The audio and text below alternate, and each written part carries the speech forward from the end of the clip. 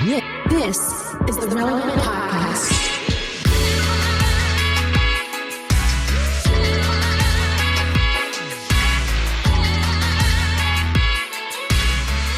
It's episode 1138, and it's the Relevant Podcast here in Orlando. I'm your host, Cameron Strang, and joining me from Loverland, Virginia, it's Jesse Carey. Hello, hello. From Nashville, our managing editor, downtown Emily Brown. Hey, y'all. Derek is out sick today. He has, quote, a bowling ball stuck up his nostril. That's what he said. He said it feels like. Oh. Wow. Let's clarify that. He did not actually get a bowling ball stuck up his nostril. Got it. And they're in LA. Either way, he should get that checked out. Yeah, it sounds really not good. They're in LA. From Social Club Misfits, it's Marty. What's that? Marty was 3 minutes late coming to the recording because he just got thrown up on. Guys. He did not tell us who threw up on him. He just told us that he got thrown up on. So, Yeah. I was good? singing Aloe Black, that song, I'm the man. I was just holding him. Yeah. And he just threw up on me. It was funny because, it's not like normal throw up. It's like when you have kids, like stickiest white throw up. I'm like, great. And so now I'm like, I just went like this to my wife, and I was like, here you go. I passed him off, and then I ran to the room, changed the shirt, I put something in this on, and all right, we're good to go. You look, like you're fresh as a daisy, Yeah, not yeah, someone who just got thrown up on. Threw up all over my Sting shirt. It's vintage. Didn't he know that? What the heck? Didn't he have any consideration? It was vintage.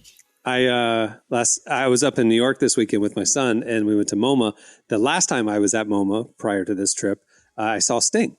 It was up on the 5th floor. There was an exhibit, and it said literally as you go to the exhibit, no cameras, no recording, because there's an exhibit. And I'm in there, and it was me, and I looked to my left, and it was Sting. And I was like, of course, I'm in the one room where you can't have a camera. Did you say anything? Are you guys people? I just said, go ahead. Hey, Sting. And he just kind of gave me a head nod, and then he moved on. I met him once and asked him this question, and I don't think he thought it was funny. I was like, who do you think is more famous? Which Sting? And he looked at me, he looked down at me and went, no. And then just walked away. I was like, all right, cool. I go, which one's more famous? You or the singer Sting? I was like, if you guys had you, and I just trailed off in the conversation. He walked away from me. I was like, it's so, all right, it's good to see you. Good to see you, Sting. I thought you were a Christian. I thought you were a TBN. And I don't know. Can't believe he didn't like that joke. Yeah, I'm sure he's never heard it before. Never heard that, I think that's the great thing about it. So fresh. When you guys encounter, a celebrity or someone of note out in the wild, are you one to strike up conversation? Are you one just to, is it sort of like, because the other thing people will do is like at the end of, is it the last Batman movie where Batman flies off in the Bat jet and never to be seen again. Yeah. And he's at a diner in Venice or something, and he looks across the diner. Venice. You really dumbed that down. It's like a fancy restaurant. He's at some local bar.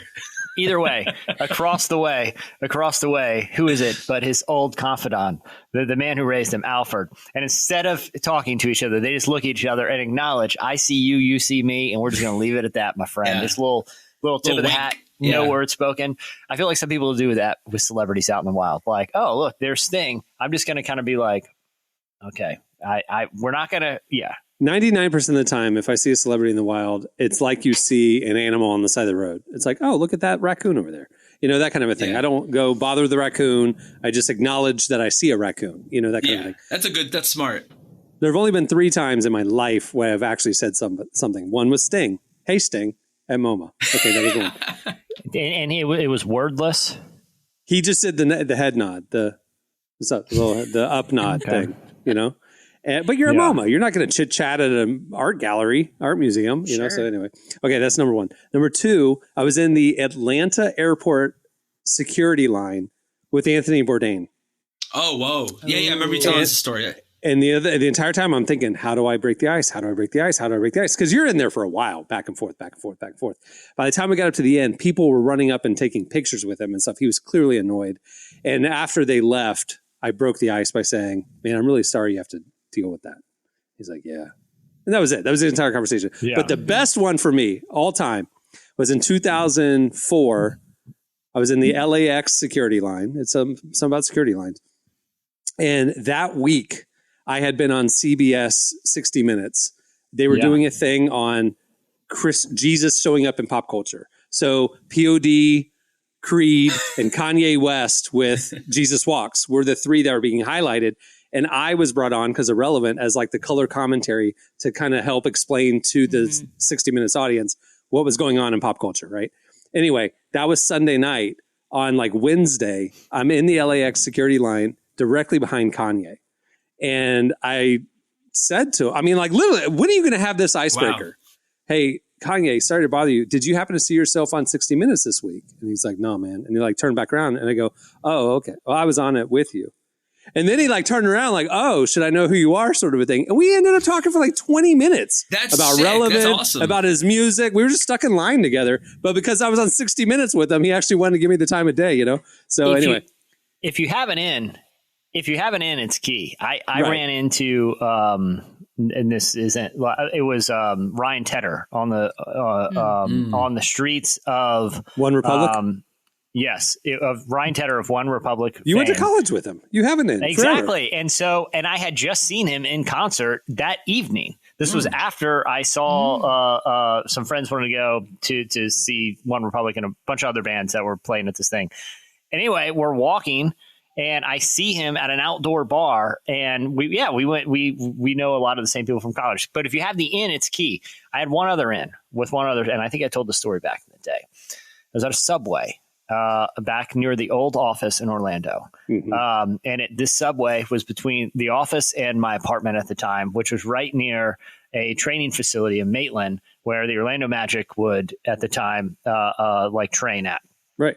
And the evening before, Cameron, I was with you, and we went to a game. And at the time, they would do a promotion at the end of the game, especially on nights that the Magic won. And after the game, they would announce the Subway sub of the game. And that was a player on the Orlando Magic who came off the bench and made an impact. And they would honor him as the Subway sub of the game. And they put the Subway logo. So anyway, we go, and it's this guy, Bo Outlaw, who is just, I don't think basketball players like him exist anymore in the NBA. It's someone who had no real offensive skill. He was just a guy you plug in if you want a little spark. He appeared to be about 25 years older than everyone on the teams, and and really had no contributions. Just people really cheers when he gets into the game, and he was on the team for no discernible reason at the time either. That is true. He was the heart and soul of the team. He gave the crowd got behind him. He was the "We want Bo," that kind of guy at the end of the game. He was the victory cigar. You knew if he was going. You knew if he was going to the game that they had won by a wide enough margin that they could essentially have four people on the court and not risk the victory. And Bo Outlaw. That's what it was. Yeah. So anyway, he was named Subway sub of the game, and I go to Subway that day the next day for lunch, and who comes up behind me in line but Bo Outlaw. And in his hand is a bunch of Subway coupons. And I chatted with him and I was like, congrats on Subway sub of the game. He's like, oh, thank you. I come here afterward. And he showed me coupons. And it became evident that when a player's named Subway sub of the game, they are given Subway coupons. And this is a man who was in his probably 15th year in the league. And his career earnings, even at his level of play, were in the tens of millions of dollars. He's a millionaire. Yeah. Several times over. But I love the fact that even if he's awarded, even in his status, not only is he using the Subway coupons, he's using them the very next meal that he can use them on. Yeah. Proudly he's holding on to those like a vaccine. Like he's holding on. He's like, you're like, can I have one? He's like, no, you cannot have one. Yeah, it wasn't like, and he wasn't walking in being like, everyone, meatballs. Yeah, he wasn't offering for. No, it was. Those were probably 4 people. You know how they're, hey, just for promo. He was like, no, I want this. No, you named me the sub of the week. Yeah. And he was nice. Everyone was like, hey, Bo, and no one asked him for the sub, to be fair. I didn't say, can I get one of your Subway sub? I wouldn't have cashed it in. I would have just had it. I would have been like, this is the Subway sub of the game. This is an official sub. I would have to sign it. Yeah. Can you sign this for me, please? And just frame it. There's only one way you can get one of these, and that's come off the Orlando Magic bench during a blowout. And very few humans are eligible. And I have. That's a good one. I've been trying to think. The only times I've ever really interacted with celebrities was I saw them at the concert that I was there for. Like I met them afterwards or something. That doesn't count. It has to be in the wild. Yeah. Yeah. I do have one, and it was also at LAX. It was like 2009 or 10, I guess. But it was Katherine Heigl. Oh, wow. And I think it was like right after she had just left Grey's Anatomy, which was like a whole thing. If you cared about Grey's Anatomy at all, you know what I'm talking about. But I was like right behind her in the security check line. And I mean, it's me. Of course I know who it is. I can name D-list celebrities. I obviously know who Katherine Heigl is. But I didn't want to like bother her, and I didn't have an in, even though I did watch Grey's Anatomy, but again, not the time to bring that up.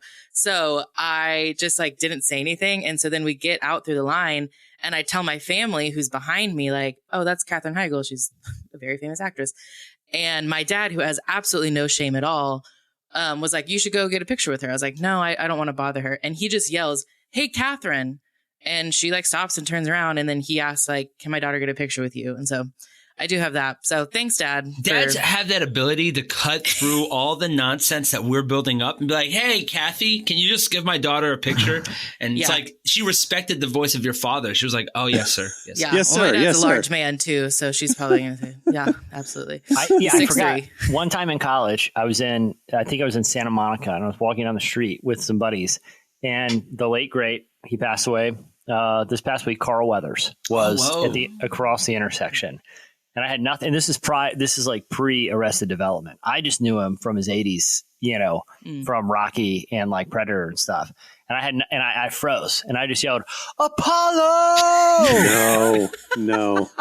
And he looked at me, and he didn't appear pleased, and it just went on his way. But you're like, I'm sorry. I can't believe he didn't love that. Yeah, I can't either. It's an iconic character. Chubbs out like Happy Gilmore. Yeah, exactly. It was the first thing that came to my mind. Yeah. I do think it's funny when people meet celebrities, and then specifically actors, and they say like, oh, I love you. And then they mention like a really not great like A-list movie, like a very kind of underground indie one, because it's like, especially like Marvel actors, it's like everyone's always expecting them to say whatever Marvel movie they're in. But it's like, I actually loved you in this weird indie comedy that only 3 people liked. Cause I'm like, I don't know. I feel like as a celebrity, I'd like that you like you're a real watch fan. more stuff. Yeah, that's funny. But the one thing where it rubbed me the wrong way was, and maybe I'm butchering it. I'll be honest, I didn't even watch the video. I just kind of read the headlines or whatever on Reddit. But what appeared to happen from my loosely breezing as scrolling was Stephen Jenkins from Third Eye Blind was approached at like an airport, and I think in his fairness, what I read is he thought they were like autograph hunters or something, but really, how much is a Stephen Jenkins from Third Eye Blind autograph going for on eBay? Like, I don't think anyone's making a mortgage payment. His full name is wild to me. Well, anyway. I mean, you have to say from Third Eye Blind because you can't just say you're his the name. guy. You're like this guy. You're the guy with the snap guy. You're the guy with the thing. But either way, like he like actively, again, maybe someone go confirm this, but my interpretation of what I briefly read as I was scrolling, likely eating a sandwich during a lunch break, was that he was accusing them of being like autograph hunters, and to prove that they're real fans, he was like, name 2 songs of the new album or whatever. Which to me, it's not fair. The new album. All we know is Semi Charmed Life. Yeah, and that album, it's 2 songs, right? Yeah, but that album is. I don't like the Doot Doot Doot song. Personally, it was just too poppy. But I get what they were doing. It was the happy thing with like dark lyrics. Yeah, that kind of thing. But if you start after that, like track 4. Yeah. The rest of that album is among the best indie rock albums ever. Can you name 2 tracks from that album? I don't know any song names. I know the songs. I don't know the song names. What if you were like Motorcycle Drive-By, real quick. Unbelievable. The song that closes that record, unbelievable, still holds up. I gotta check that record out now. I'm gonna do some. I'm gonna go back. There was a solid 3 or 4 years that the way I would go to sleep at night is I would start on track 8 and just let that album play out, because that last. It's just beautiful. It's just beautiful. If you listen to Motorcycle Drive-By by Third Eye Blind, I promise you it still holds up. It is an incredible they got Miss everybody knows the Doot Doot Doot song. And it's just like, that's not who they are. I mean, it's that such song a serious song too, right? Like, well, that's the thing. It was like almost done. They were doing it as like this juxtaposition to make a statement, and they got turned into like this pop ditty that like, that's not what they were doing. You know what I mean? But like the rest of that album is like meth, right? Like it's about like an addiction of meth. It is. It's about it. But my only other Third Eye Blind anecdote, surprisingly, I have two. Which the fact that you have two, yeah. One involves scrolling Reddit. The other involves being at a Lollapalooza where they performed. And somehow I was talking to a publicist and they're like, hey, you can interview Third Eye Blind later. It's like, yeah, sure, why not? You know what I mean? And it was only like a guitarist. And he was operating a drone at the time. And all he wanted to talk about was the drone and how he's got in trouble at various venues that Third Eye Blind has played in for buzzing like the audience with the drone. And, all he wanted to talk about was how antiquated laws that, dictate drone rules are. And he was just very into flying the drone. And anyway, but I'm like, why not, man? Life on the road. You got to entertain yourself somehow. Yeah. They were in the early 2000s, which was like a few years after they were popular in the late 90s. They were on a double bill with Counting Crows coming through Orlando. I think they were playing the House of Blues or something. And I actually grabbed a couple tickets thinking I would be able to just grab a friend who'd want to go. But the fact that like, I was asking friends to kind of, hey, you want to go to the Third Eye Blind and Counting Crows show? The fact that Counting Crows was on the bill, they were like, no, I'm good. I could not find a friend to go with me.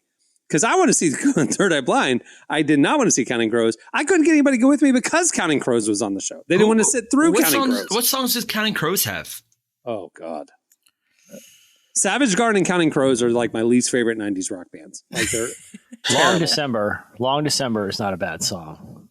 That's another one. Because there's reason I wish to everyone believe could see Cameron's face right now. that maybe this year will be better than the last. It's been a long December, and that is not a bad song. I'm sorry, it's not a good era. It's not a great one, but it's not a bad one. If you like Dave Matthews Band, song. they're the next band that you got into is Counting Crows. If you like no choruses, this is the band you'll love. Yeah. If you like long lyrics and just a 4-minute song. I challenge everyone. Fire up Semi Charmed Life and Long December after, and you can be like, I could see why these bands were popular. I'm not defending the I'm listening art. to that Motorcycle song. I want to listen to that immediately as soon as this podcast is really over. good. It really good. It starts off with just 3 notes on a guitar and builds to this like epic the drumming for it. Play clip. The back in the day, remember the line for you, Cameron. Gosh, why have we not utilized that phrase? Just play the clip. You know the LimeWire era where you would import a CD or download an album, and then you would choose the music to put over into your iTunes library or on your iPod or whatever. Mm-hmm. I took that entire album, the Third Eye Blind album, removed track 3, which was the Doot Doot Doot song, and that's what I listened to. It was a phenomenal album, minus that stupid Doot Doot Doot song. Even that is not a it's not a bad song. Like I've been at bars like Cover Night where they're doing live music and the band busts that out. People go nuts. It's just one of those songs. People, it's not bad live. I saw this video that was going viral the other day where this guy cover band was singing a song and the guy was there. And the lead singer of the band, I forgot what band it was. It's like one of those bands we're talking about. Oh, it was the band was Lit, and the song was "I'm My Own Worst Enemy." Yeah, and so they're singing the song, and he just decides to get up and sing, but nobody knows who that guy is. So he just looked like some random guy who stole the mic and just started singing in the middle of the song. It was a very odd situation. I feel like that sums up like what a lot of those bands are like, where like I couldn't tell you what they look like now. Yeah. So if they got up to it, I'd just be like, whoa, that guy sounds really good. Yeah. The guitarist, you couldn't tell me that he's the real one. The guitarist was like, who? And the guy was like, I think he's the real guy. Like you see him talking, like, I think he's the real guy. Oh, okay. Yeah. Still not that impressed. Yeah. That is such a, like Cameron mentioned LimeWire, and there are so many songs from just the LimeWire era that I could tell you the song, couldn't tell you what that band looked like or even what their name might be, mainly because LimeWire was also hit or miss. Like, I mean, in addition to downloading songs, I was also downloading so many viruses. Yeah. So true. My identity was stolen by the Russian mob when I was 11. Yeah. I mean, no, I literally was in middle school downloading LimeWire stuff because my parents didn't know what I was doing. Yeah. Because they didn't know how the internet worked. But I do remember like having to get like a new laptop because they were like there's so many viruses that have been downloaded, but I also had like 1,200 songs on my iTunes. Yeah. And I only had maybe $20 on that iTunes gift card. So the math wasn't adding up there. So I love how the solution isn't like, we'll just get the laptop fixed. It's like when you have like an old sick animal, it's just like, we just gotta put her down. Yeah. Unfortunately. I think we like took it, like it wasn't like a nice laptop. Like, I mean, it was a very cheap laptop. But I think we like took it to a store and they were like, yeah, there's like no point in fixing this. Like, you just need to get a new one. Oh my gosh. Do you have any brothers? I do have a brother. Yeah. You should have been like, it's his fault. Just kidding. Oh, well, he also was downloading things on LimeWire. Yeah, he was downloading different things on LimeWire. He was downloading stuff. That's why the virus came. I'm sure. Yeah, he was the one that taught me how to pirate a lot of music and movies throughout the years. It really teaches me the essentials in life. Okay, we'll move the show along. Coming up, I'm excited about this one. We have One Voice, a worship collective out of Seattle that is starting to blow up right now and doing amazing stuff. If you might have seen them on TikTok or IG. So we talked to them. Also, we have your feedback at the end of the show. And stay tuned right now. It's Relevant Buzz.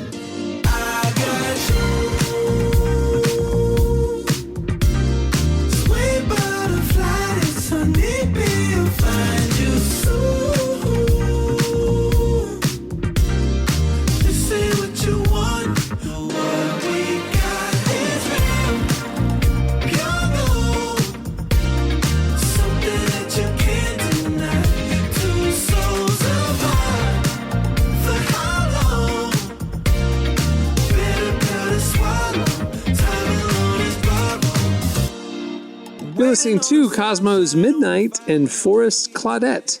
The song is Borrowed Time. Today's podcast is brought to you in part by Mercy Ships. Globally, 5 billion people lack access to surgical care. In sub-Saharan Africa, there's only one surgeon for every 200,000 people. Mercy Ships provides free, life-transforming surgeries for people who have little to no access to medical care. They help the blind see, straighten twisted limbs, remove deadly tumors, treat cleft conditions, and so much more. With state-of-the-art hospital ships, they provide safe surgery to children and adults living with treatable conditions, and it's completely free of charge. They do all this work with an all-volunteer crew of professionals who donate their time and talents. Surgeons, stewards, nurses, engineers, and more make the world a better place. Your donation today provides free, safe surgeries to people in desperate need of help. All gifts are matched, so please donate today at mercyships.org/relevant. Okay, it's time for Relevant Buzz. All right, tell us what's happening at the intersection of faith and culture this week, Emily. Jesus is going to be at the Super Bowl. What? Oh, fun. Oh, nice. Yeah. There will be at least 3 faith-based He was able commercials. to get tickets, huh? He got the box seats that are $1.2 million. Our God's kingdom is not poor, Jesse. Yeah. So he had plenty of money to buy that suite. Anyway, Jesus is going to be at the Super Bowl. What's going on? There will be at least 3 faith-based commercials during the Super Bowl this year. So if you remember last year, He Gets Us had a commercial. It was black and white voiceover. This the pictures year, ones. Yeah. And pictures. Do you remember it? Morgan Freeman narrated it, right? No. Last time? Oh, he didn't? Oh, maybe that was a Mazda commercial. I'm not sure. Yeah, a little different. This year, He Gets Us will have 2 commercials, and they will be in color, which is exciting. I met Morgan Freeman one time, by the way, and I posted my favorite caption on Instagram ever. So I met Morgan Freeman. Hey, can we take a quick selfie? And I don't do this ever. So we take a quick selfie. And my caption was, excited to announce who will be playing Cameron Strang in the upcoming Relevant biopic. And it was me. That's Freeman. awesome. Pretty good, right? I was pretty good. Pretty funny. Yeah. Pretty good. All right. Go ahead, Emily. Sorry. It was years ago. I feel bad because Morgan Freeman, I mean, you know what? We don't know what the commercials are going to be like. Maybe there will be a Morgan Freeman cameo. Let's start praying now. For sure there will be. For sure. No, we're saying on the Jesus commercial. On the Jesus commercial. Yeah, we haven't seen it yet. That one I don't know about. But no, He Gets Us to have 2 commercials. We do know some celebrities that will be in a commercial, and that is for Hallow, which is a prayer and meditation app. They're going to have a commercial with Jonathan Rumi, who plays Jesus on The Chosen. And Mark Wahlberg. That's it. I've seen it already. I've seen the commercial. He goes in the teaser for the commercial. He's like, the prayers have been answered. That's how he starts it. Mark Wahlberg. He's golfing. Like in the middle of golfing, he's like, your prayers have been answered. How does this prayer app work? Just out of curiosity, like what is the app function? It's like a guided prayer kind of thing. Like like a meditation devotional app. I think it's cool. Okay. There's a few of them out there. Not with Super Bowl budgets. I'm not opposed. I was just curious. Like, prayer seems like arguably the most analog thing you can do. Yeah. You know what I mean? Like, but I'm not opposed to. Well, why pray on your own when you could pray with Mark Wahlberg? You know? Yeah. I'm not opposed to such technology. I was just curious. With a thick Boston accent, he's like praying. I think Catholics pray to the saints who then pray on their behalf. Maybe what you do is you can hire celebrities to pray on your behalf. Maybe that's we're all getting middlemen. Are you saying Mark Wahlberg is a saint? I mean, who amongst us wouldn't say that Mark Wahlberg is a saint? Yeah, the great cloud of witnesses. He's got a body of a saint. Let's just agree on that. That's what I'm saying. Yeah, I just saw that one movie Date Night where he's like, want to put a shirt on? He's like, no, I'm good. He's just walking around the house with no shirt on, all muscular. I'm good. So the function of this app is to have Mark Wahlberg interceding on your behalf. Shirtless. Yes. Shirtless Mark Wahlberg. Imagine they start with like a back shot, like his shot of his like arms in the back. Hey, you need someone to pray for you, brother? I got you. You know, like, pray for the thoughtful developers. Yeah, sure. The thoughtful developers behind the app are thrilled about this conversation. Well, we haven't seen the commercial yet, so we don't know. So we have to tune into the Super Bowl. All right, what are the other commercials that are happening? Jesus commercials. The He Gets Us. There's two He Gets Us ones. There's one in the first half that's 60 seconds, and one in the second half that will be 15 seconds. But they're not going to look like last year's campaign. They're going to be video and color this year. Yeah. So. Yeah. They finally they paid extra. It's cheaper to go black and white. I mean, $7 million for a 30-second spot. So you got to think those three Jesus commercials are 14, 7, and 7. So $28 million at least for Jesus commercials. I can't think of any other year that there's been that much Jesus time during the Super Bowl. So. The only people who get upset about those commercials are the Christians. They're like, it doesn't tell the whole story. It's like, I'm paying $7 million for 30 seconds. You think I have that? I'm just trying to get you to the website. Like, I'm trying to divert you to the website. The friendly fire from Christians who like to nitpick, other people's articulation of either like, oh, it left something out, or, well, it should have articulated differently. It's like, listen, then go spend your own $7 million to buy the commercial. But otherwise, why don't you just support the people who are out there trying to spread some good news? It's like you want to have another beer commercial, or do you want to have a Jesus commercial? Maybe we should just lighten up. Yeah, sorry, Desiring God, we didn't get it right the first time. I think the only ones who complained. Like where the commercial because like you said, like, is it in between two beer commercials? Is it like after like a really hyped up movie theater or like movie trailer, and then that'd be Mark awesome. Wahlberg comes on praying for you? Let us pray. Yeah. All right. What else is going on? Last week, Apple dropped their Vision Pro headset, which is like the augmented reality headset. It's kind of like the first of its kind. It uses spatial computing, and like the images are really cool looking. It is different than VR. I know a lot of people have been calling it a VR headset. It's not that, because if you wore VR goggles in real life, you would be blind. Mm-hmm. But they're just really exciting. And a lot of like tech bros have really adapted them. And that has been really funny to watch on social media, because people are posting videos of them like walking down the street, sitting on the subway, honestly looking kind of dorky, because they're just wearing like ski goggles out in public. And I just want to know, like, how do y'all feel about the Vision Pros? I was in New York this weekend. Like they debuted it at the New York flagship store on Friday. I was there Friday, Saturday, Sunday. So were you there for the Vision Pros? Be honest. No, but it was like, people were talking about it on New York, like, hey, they're out now. So on Saturday, Cohen and I went to the Apple store. He wanted to see it. Half the store is just couches now, where people are scheduling demos. You walk in and there's all these people just sitting, wearing the goggles quietly, with a salesperson sitting next to them, kind of helping them.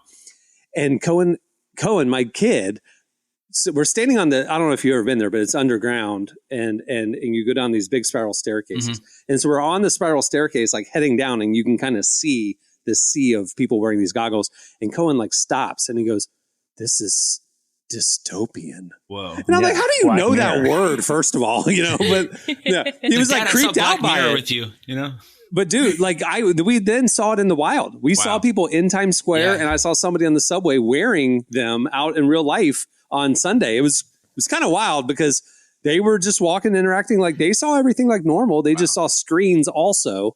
So, but they're opaque, and so you don't know that the person can see. So, like, it's really weird because it looks like their vision's blocked, but it's totally like not. Sunglasses almost, right? Yeah. Essentially. But yeah, because it's actually using a camera projection into the glasses, they're actually seeing through. But I watched a lot of demos I haven't tried the product yet, but it looks very cool. It's a pretty high price point for something that I think people are figuring out what exactly the applications will be that will provide some sort of return on that. Well, they're I think they're leaning into the business side with the pros, like spatial computing, and it's like a multi-screen situation. Well, that's what I'm saying. I think that'll kind of shake out. But if I were clarify, they are $3,500. Yeah. Mm-hmm. Yeah. Yeah. But if I were to have one, I don't know that I'd wear it out in public. Like, it seemed like fine it's if a weird I'm flex, like man. watching a movie. It's a weird flex. Yeah, it is very. It will never. Knock on wood, right? I mean, I know a lot of people hated on all wearables, like when the Apple Watch came out. Now they're ubiquitous, right? So maybe we'll be re-listening this years from now. I don't think it will ever not look like you just want to laugh at someone wearing those big goggles with a battery in their things. pocket. Number one, this is the Pro. If you think about all their other devices, iPad, phones, they have their mass consumer one, and then they have the Pro version, So they came out with the Pro first for early adopters, work out the kinks. Smart. I'm guessing they're going to come out with a mass market price point one, like maybe around $1,000, $1,200. Yeah, $1,200, that kind of thing. They haven't announced that. I'm just assuming that's how it goes, right? But two, I think eventually we will look back at this Gen 1 and laugh at it, because eventually I think it'll look like glasses. I think it'll just look like what I'm wearing right now, and all that stuff will be on this lens. And we're going to look back at these clunky ski goggles and like, oh my gosh, can you remember back in that day?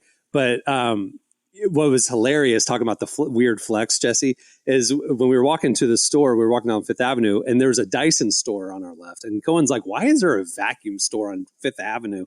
And I was like, wow, they do more. And their big thing that they were promoting is Dyson headphones. And they look like putting two plates on the side of your head. Okay. I mean, it's like, I've heard about those headphones. I've heard about and them. I'm like, why would I buy my headphones from a vacuum company? But anyway, turns out the headphones are just to be attached to the air purifier thing that goes across the front of your mouth like a face mask, and you look like RoboCop, Yeah. Okay. So walking around the Apple store was a kid demoing the Apple Vision Pros wearing the Dyson headset thing with the full face mask. Wow. He had the full headset on and the Apple Vision Pros, and he's walking around like he's the cock of the walk. He's the coolest kid in school. And we're all like laughing at him like, this guy looks like an idiot. The future just walked in front of you. So hard. That's what's crazy. The future just walked. It looks so ridiculous. Here's a question for you guys. Was the first iPhone like extremely expensive? I forget. No, I was in line for it. I got it because I'm like, because maybe they priced it down. I remember it was like in the 600 range back then, and that was crazy for a cell phone because they were 200 at the time. Yeah. But that's my memory. I could be wrong. I'm just wondering if the VR is like expensive now, and they're going to start making it cheaper. Even the Pro. I want to get the Pro. I mean, I saw a producer. He is producing everything, like touching it, doing everything like this with the glasses. It looked incredible. Like he's just sitting there and he's Minority four Report screens. style. And, his name is Decap.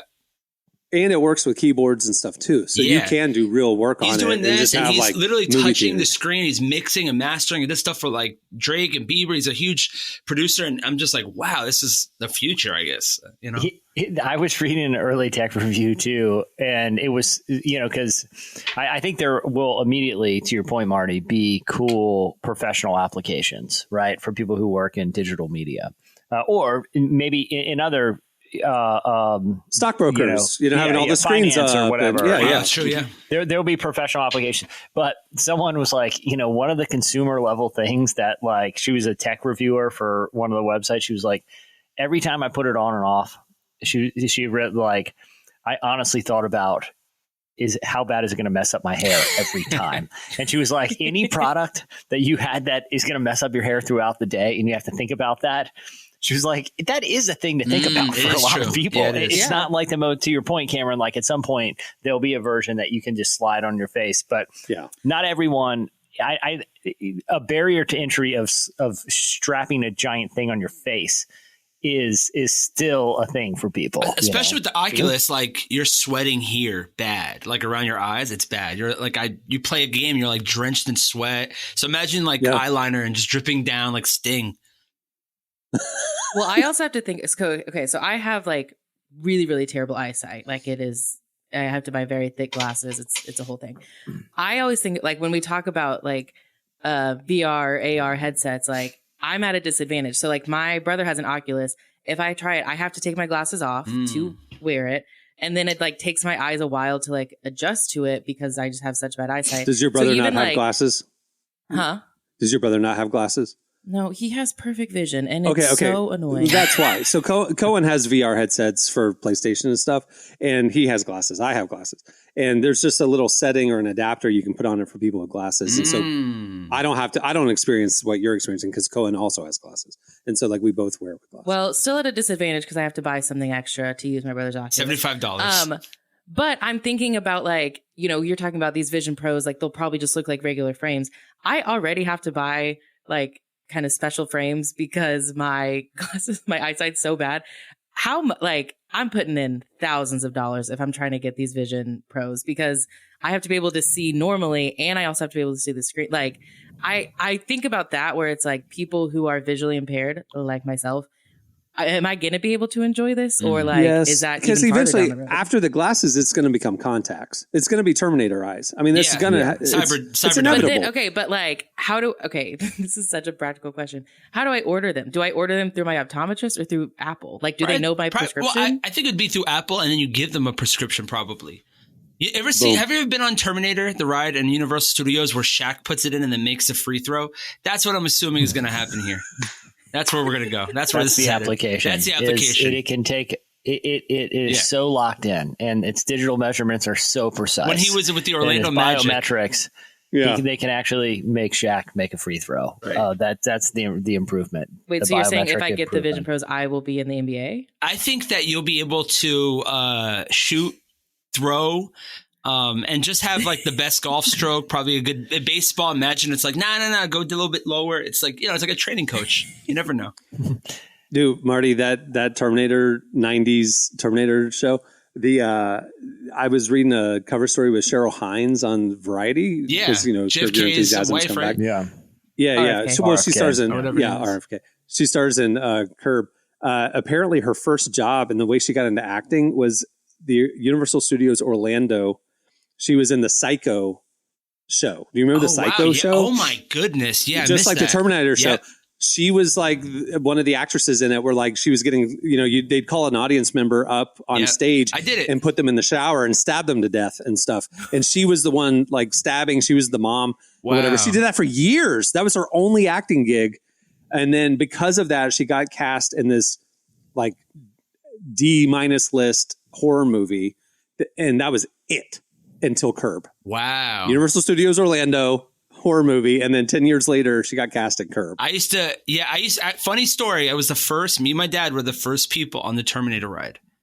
For true story in Orlando. We waited. We got there early. My mom and my sisters went to Disney. We went to, my sisters go at 6 a.m. to Disney. They're psychopaths. And so we were like, all right, I guess we'll just go early so we walked, they opened the gates. We were the first one and it broke. So they gave us a thing and it was like, hey, you'll come back at this time. The first time it went, it just when the robots start shooting things, I think one of them like totally just tipped over. It was a whole thing.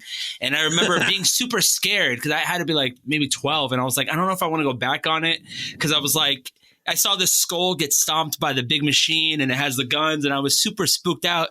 And my dad's like, no, we'll go back. And we ended up going back. But I was part of the first group on that ride.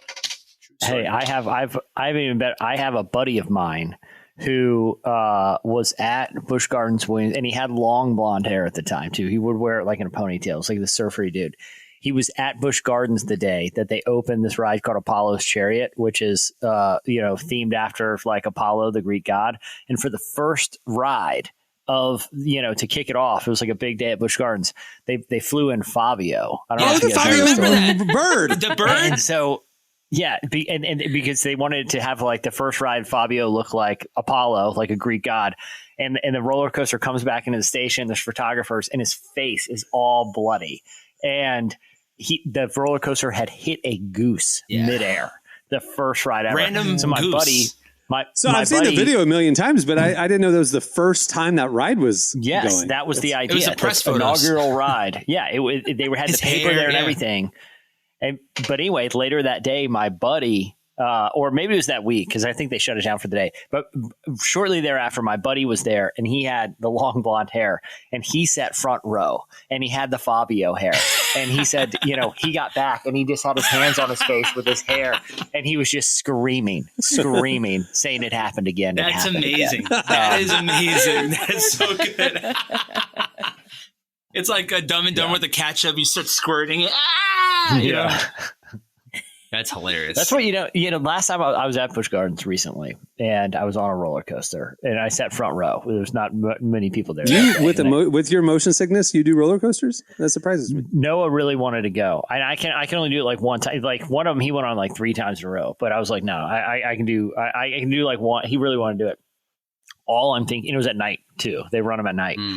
All I'm thinking about is what creature. Like, is it a bat?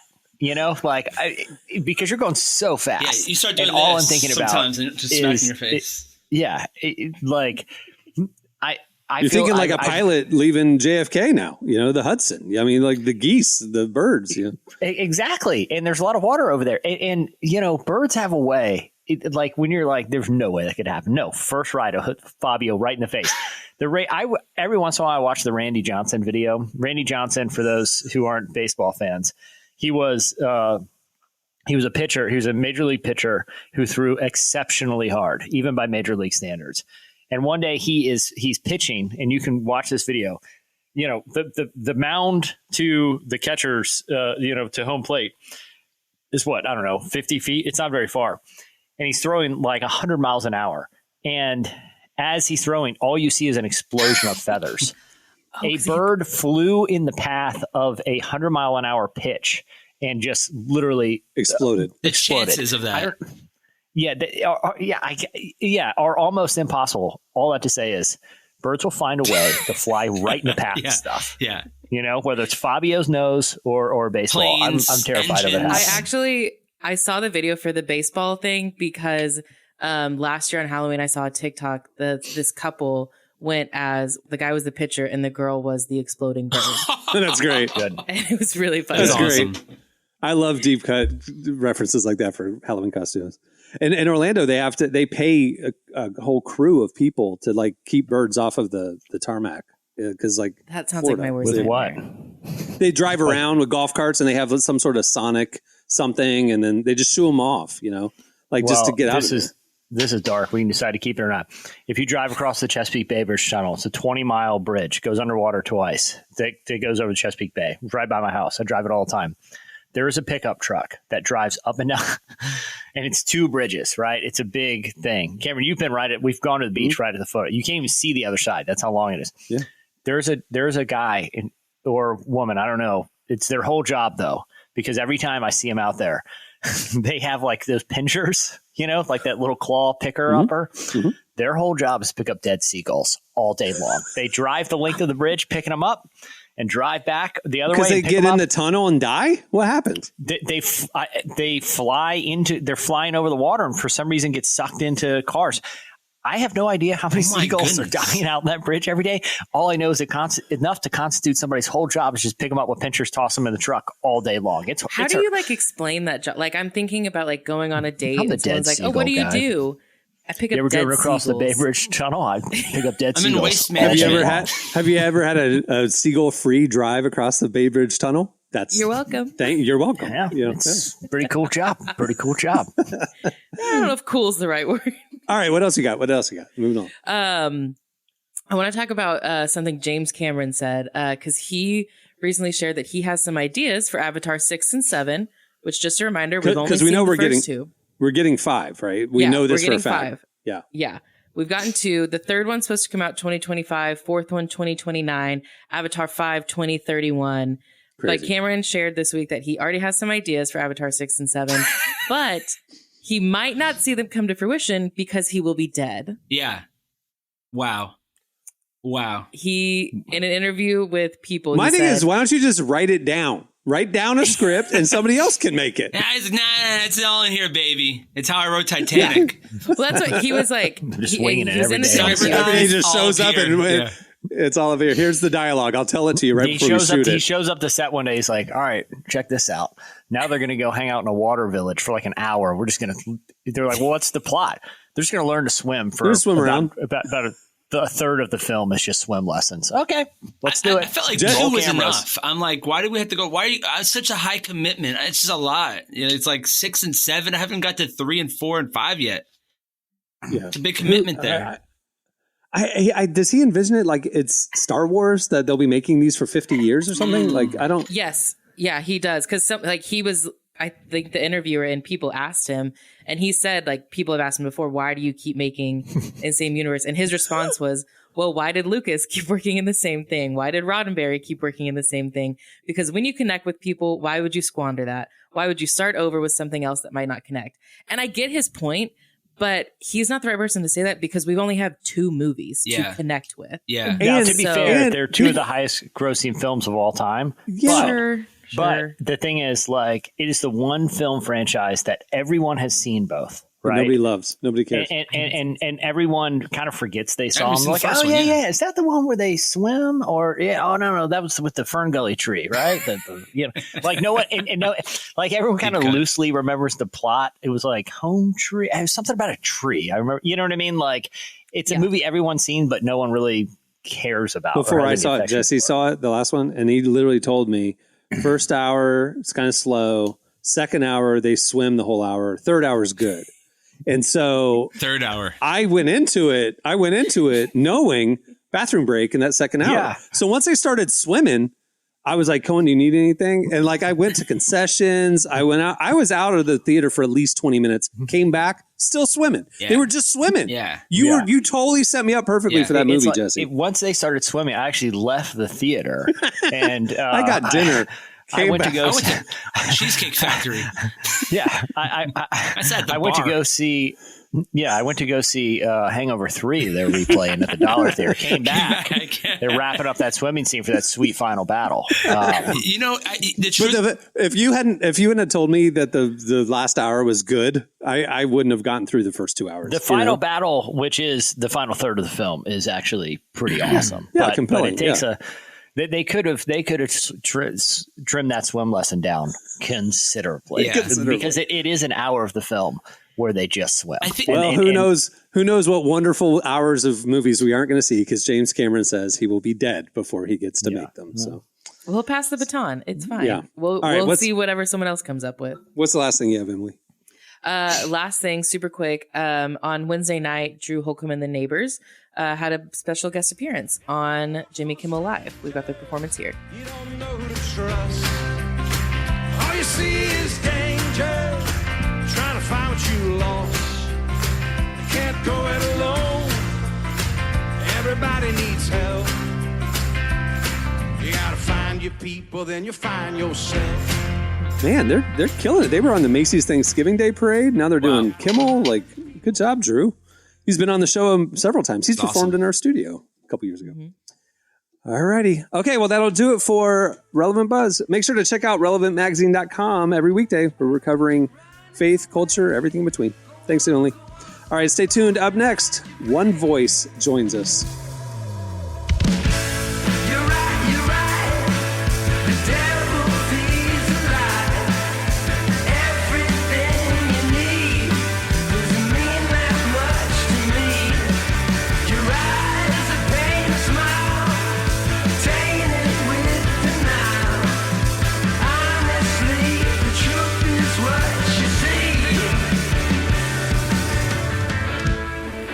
You're listening to The Thing. The song is I Want to Go to the City. I would highly suggest not letting the thing go to the city. Well, today's show is brought to you in part by the new book, God, the Science, the Evidence. We talk a lot about faith, but how often do we talk about science in the same breath? You might be surprised to discover just how deeply the two actually agree. For centuries, science has been used to dismiss the idea of God, but today an intellectual revolution is underway. Modern discoveries in physics, cosmology, and biology are consistently revealing the same truth. Creation isn't an accident. That profound reversal is what engineers Michel-Yves Bolloré and Olivier Bonassi investigate in their international bestseller, God, the Science, the Evidence. This book is a rigorous, evidence-based critique of materialism, inviting you to explore over a dozen scientific, philosophical, and historical domains. It shows that what was once seemed impossible, that science could point to a creator, is now supported by a vast and convergent body of evidence. With over 400,000 copies sold in Europe, this book is sparking a global debate. It's thoughtful, fascinating, and a powerful reminder that reason itself affirms the existence of God. Learn more and find out where you can purchase your copy today by visiting godthesciencetheevidence.com. All right, guest today is One Voice. They're an exciting new worship collective based out of Seattle. You might have seen them all over social media because they have been absolutely exploding recently. We sat down with one of their founders, Cole Hasty, to learn about how the collective got started and where they plan on going next. Here is part of Emily's conversation with Cole Hasty from One Voice. Holy Spirit, make me more like Jesus. Every day a little more like Jesus. Crucify my flesh with yours, that my new life might be secure. Everything I do, done so I can honor you. Resurrect me, sanctify, make me into your image. Well, I really am excited to speak with you today. I can't remember exactly when I first heard One Voice, but I know it was on Instagram, and it seems like y'all have continued to get bigger and bigger on social media. What has that experience been like for you? It's been surprising, but it's been also really confirming because we know it's God. So that's really cool. I'm sure we'll get into more details later, but we didn't really set out to become a company or a worship team or anything that we are today. We just literally got together and we're like, hey, let's worship, get some of our friends and worship. And we happened to record it, which was cool. And then my buddy Gospel, who kind of helps run this thing with me, he's the founder and I'm the co-founder. So he was like, hey, why don't we just post it and we'll create an account. And then, yeah, like you said, it just kind of blew up and we've been just doing stuff ever since. But it's been, I guess the short answer is it's been crazy awesome to see it kind of go viral and see people responding to it well. Hopefully people feel like it's authentic worship, because that's the heart for sure.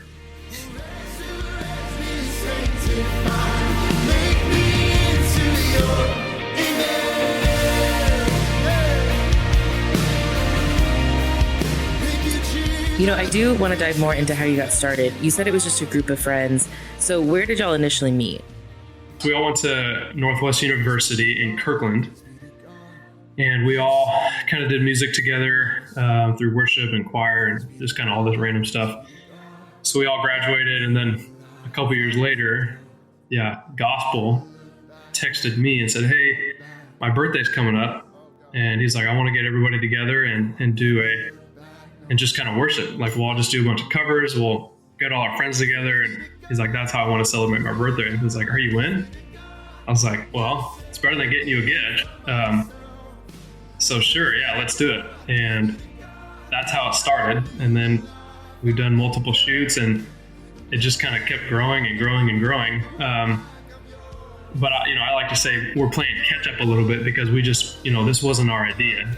It was clearly God ordained for this to become what it is today. So it's been super fun to okay, now we gotta get our ducks in a row and we gotta do this thing legit and really get after it. But I love the way it started. It was just so authentic and it was so genuine just for us to be together and worship and get back to that old crew. of all those people we went to school with. So yeah, everyone lives in Seattle. It's a vibe, man. It was super fun.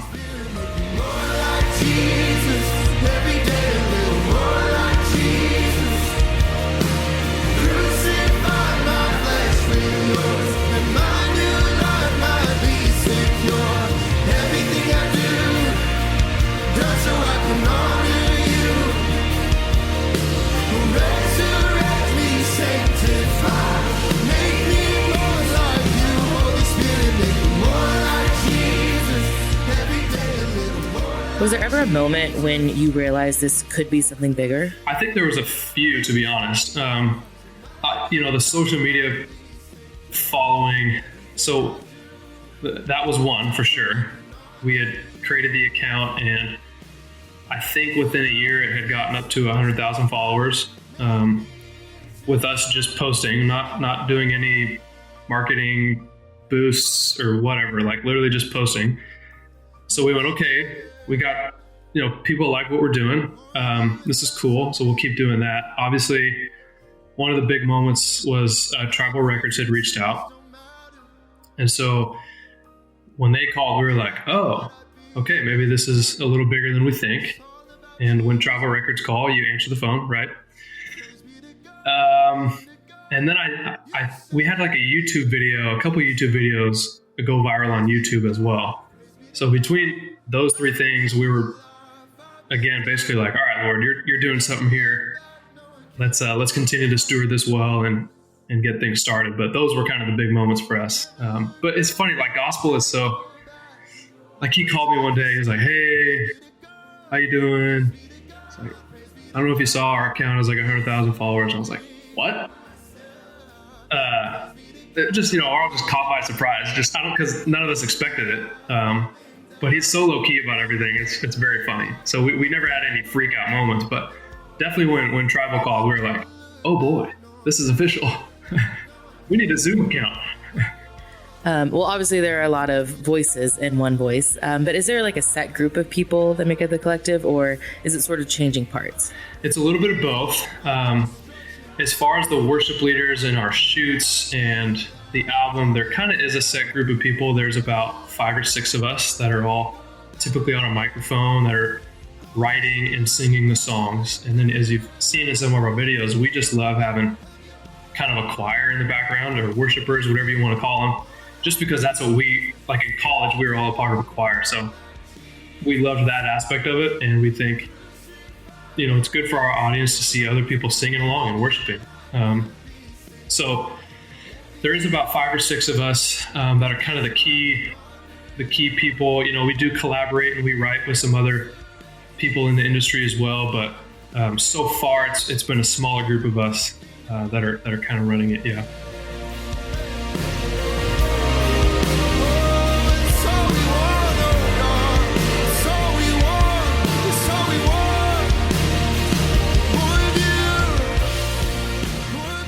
Yeah, out of curiosity, what was everyone doing before One Voice began? Most of us are for sure worship leaders. We all have a history of being worship leaders, and we're all involved in local churches in Washington. So Kanan Baca is, obviously he sings More Like Jesus and we love that guy. He's a worship pastor at New Life in Renton. I'm a associate pastor at Venture Church in Mill Creek. Gospel helps out and leads worship at a church called Ember in Bellevue. Jake Archer, who sings on the album and writes, he owns 3 coffee shops in King County called Five Stones. So and we're all married, and a couple of us got kids. Bridget is involved with Church Home, so she sings quite a bit with Church Home. And Priscilla helps out. Oh shoot, and I can't remember the name of the church. At a big church down in Puyallup. So we're all local. We're all within like 30 minutes, no traffic. But we're all involved in other churches. This is, again, something that kind of came up out of nowhere. So Gospel and I co-founded it together. Kanan's obviously a part of the ownership and the leadership as well. But yes, we all work full time, and then we have this going on. So it's a fun life. There's no dull moments, that's for sure.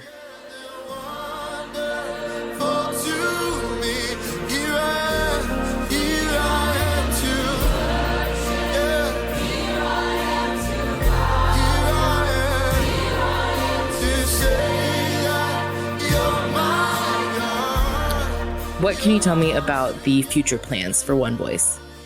We are figuring it out. I would say we definitely don't have it figured out, but we are certainly working on it.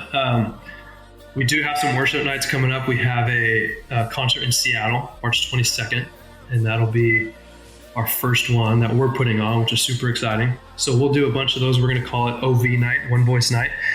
And we're going to just do a bunch of those. Our goal for that is to do a couple in our state and see how that goes. And then, maybe take it wherever else. We'll just kind of see what opportunities the Lord opens for that. So we want to do those. Our plan is to come out with, for sure, a couple more albums.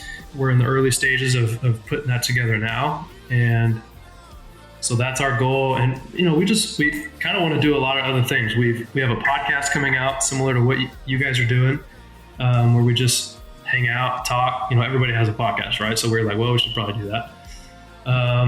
Been requested to come do some bigger conferences, which is super fun. So kind of all of a sudden the past couple months, it was big, but I don't think people really knew who we were. They just kind of knew us from social media. And past couple months, it's really taken off. We're on the radio. And again, ultimately, it's like, we're just praying, hey, whatever the Lord has, help us to see it, help us to be sensitive to it. And again, we just want to be good stewards with whatever platform he gives us. But we got goals for sure. Yeah. How wonderful you are, how beautiful you are, how magnificent you are. You can't get enough of your presence. Can't get enough of your presence. Yeah. Can't get enough of your presence. Oh no, no, no. Fell in love with Jesus. I still remember when I fell in love with Jesus. He picked me up, he turned me around. He placed my feet on solid ground. I still remember the moment I realized you were who you said you were. You were who you said you were. That was One Voice. Go check them out. Follow them on IG, TikTok, and check out all their music on Spotify. It's fantastic. All right, stay tuned. Up next, it's your feedback. Yeah, but I saved my life. Just in time.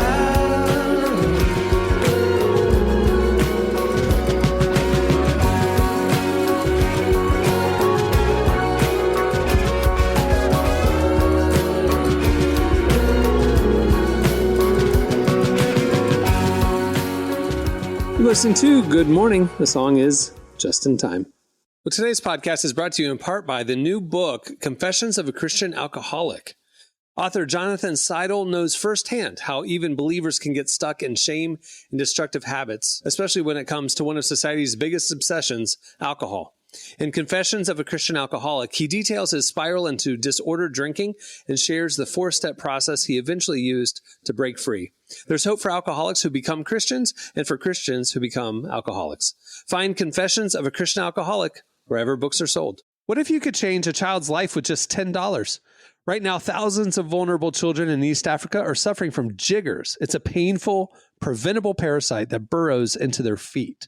Soul Hope is the only organization treating it through foot washing, medical care, and durable closed-toed shoes that protect kids long after treatment. $10 may not seem like much in today's world, but when we come together, those small gifts add up to big change. Join the 10 for 10 campaign. $10 protects 10 small toes. Visit soulhope.org/10 to give now. One small gift makes a big difference. Again, that's soulhope, SOLE, hope.org/TEN. Okay, it's time for your feedback. Last week, we got talking about songs and stuff that are darker than you realize. What was the one Derek said? It wasn't The Cat's in the Cradle. It was, do you like pina coladas? Oh, yeah, the cheating song. Oh, yeah. Yeah. Cheating song. Permanent trust issues. I don't understand how that is a happy ending. Okay. Anyway, yeah, Pina Colada. I mentioned Pumped Up Kicks. And you guys hit us up on Twitter @Relevant Podcast and told us other ones as well. Here's a few of our favorites. This one wasn't mentioned in our tweets, but I've seen a lot of people talk about it because this past week at the Grammys, Tracy Chapman performed Fast Car. Yeah. And like, while it's a really popular song, I think that there's a lot of people who finally listened to the lyrics for the first time because people are like discussing what it's about. And I just think it's funny that like even a song that's been around for like decades. What's it about? I don't even know. It's really about like a couple struggling to get out of poverty and poverty. Like, wanting to get, but like it's a lot of people are saying it's more hope filled than the lyrics really feel like they are. Like people were like, oh, they got out and it's happy and it's like, it's actually not like, it's a pretty sad song.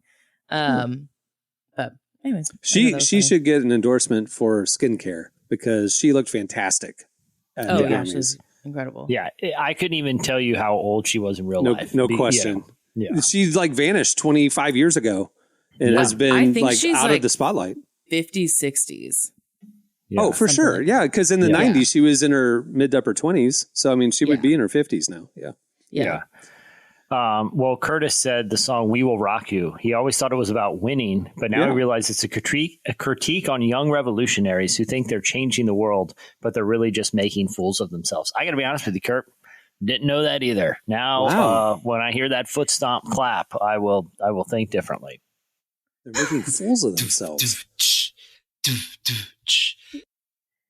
That is funny because I feel like that song's always played at like sporting events. Yeah. Oh, it's top of the list jock jam. I'm surprised on how many Beatles songs had those. I didn't know Maxwell's Silver Hammer. I don't think I've heard the song.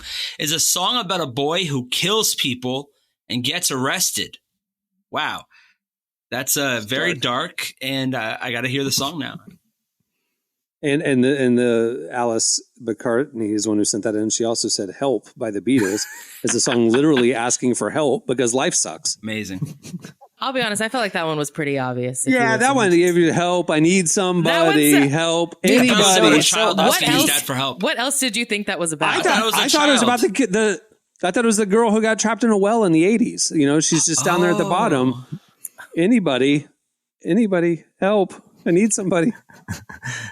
I thought it was someone like carrying a bunch of groceries in and they're at the front door and they can't quite turn They're kicking the door because they can't get the doorknob. Yeah. They're not putting the bags down because then you got to like, they made one trip to the car from the car and they're not sacrificing that. Are you a one tripper? I am. Who's to say I that? will.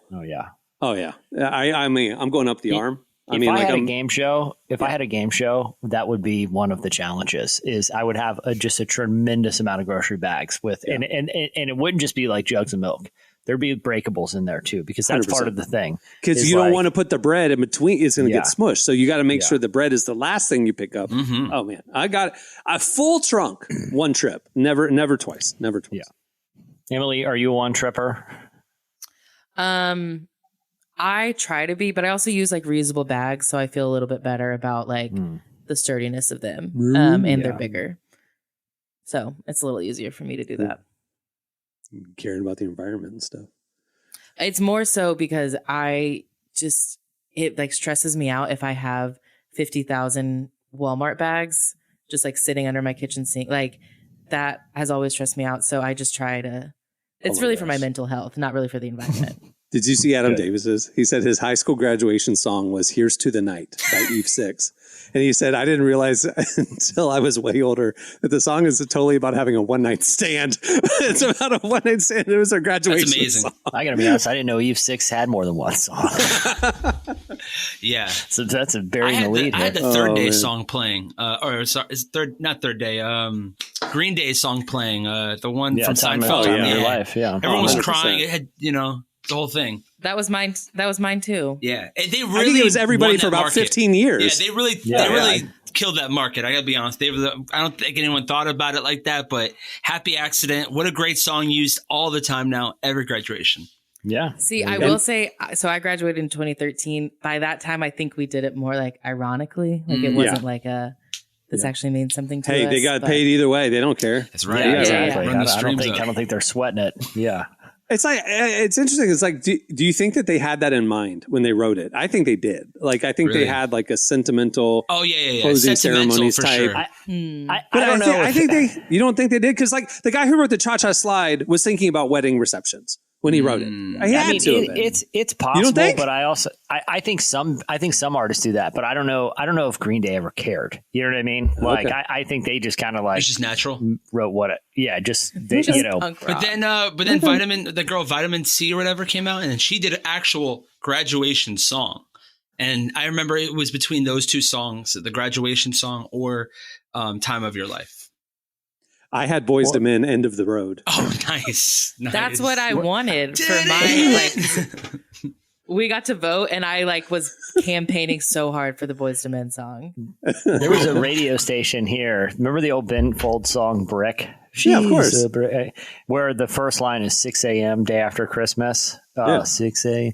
There was radio stations around here that at 6 a.m. the day after Christmas they would always play "Brick," and I gotta wonder like how many royalties does Ben Folds get like the first The day week after of Christmas. the year Yeah. for because of that one That's line awesome. he wrote. You know? Or Closing Time by Yeah, Semisonic. I love that song. You know? Yeah. I love that song, Yeah. Closing Time. We used to. That became a thing on The Office in later seasons. I Yeah. think they did that.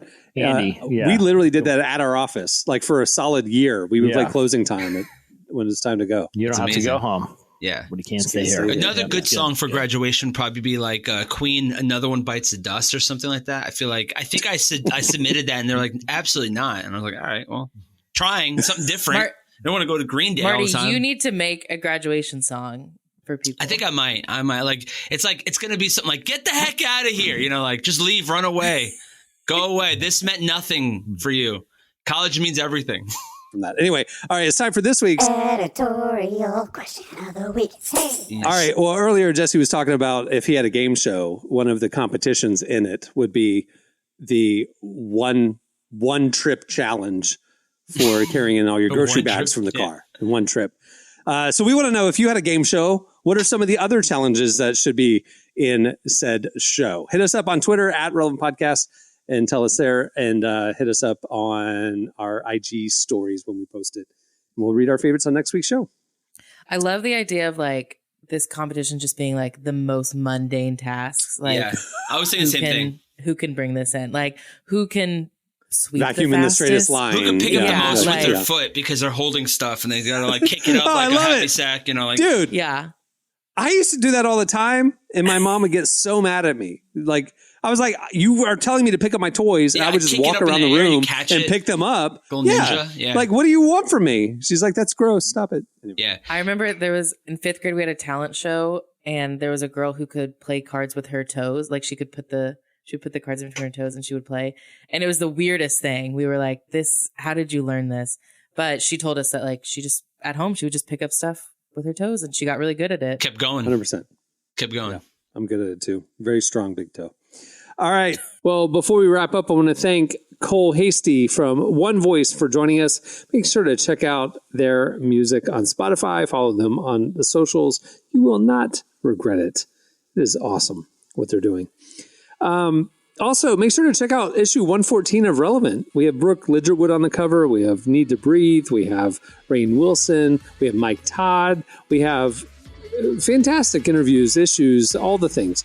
And it is available for free. Just click on the magazine tab right there at relevantmagazine.com. It's presented for free by The Covenant. Thank you to them for their support. And also, if you want to get the beautifully designed enhanced edition ad-free, it is available to Relevant Plus subscribers. You also get this podcast ad-free viewing at our website, and more. Plans start as low as $250 a month. You can find out all the information on the Relevant Plus tab at relevantmagazine.com. Okay, on that note, we'll wrap it up. I'm Cameron Strang. I'm Jesse Carey. I'm Emily Brown. It's Marty. All right, we'll see you guys on Tuesday. Have a great weekend, everyone.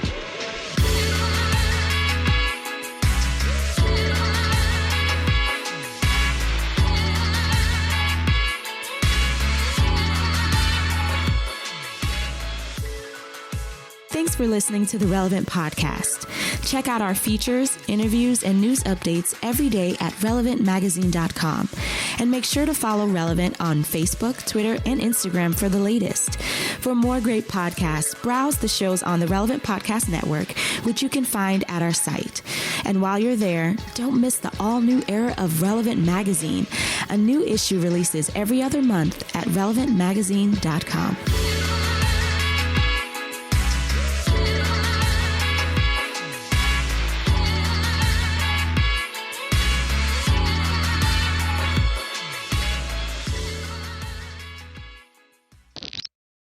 If you listen to Motorcycle Drive-By by Third Eye Blind, I promise you it still holds up. Relevant Podcast Network.